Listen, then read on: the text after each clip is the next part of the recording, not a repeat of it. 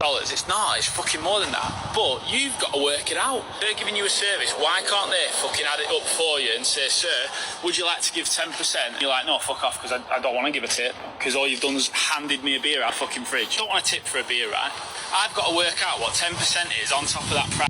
So why should you have to pay a tip for someone pouring you a beer? And why do you have to figure out what 10% of $6 is?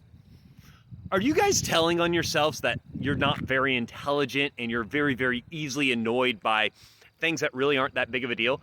Because I'm going to let you in on something. If you can't figure out 10% of $6, that's a big time problem on your part, not the tipping system.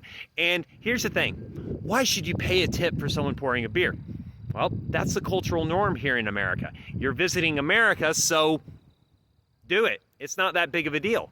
And even back in your country where tipping is not the norm, you're still paying for it. Yeah, sure, it's added to the price, but you're still paying for it.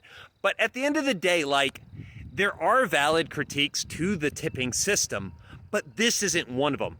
This is a sign of certain people, like the guy in the video, and yourself, being mentally childish. You have the brain and understanding of a 6 or an 8-year-old, not a grown adult. If you're getting this upset and throwing temper tantrums because you had to pay a few cents more for a beer, you shouldn't be drinking alcohol because you're not mature enough to do so.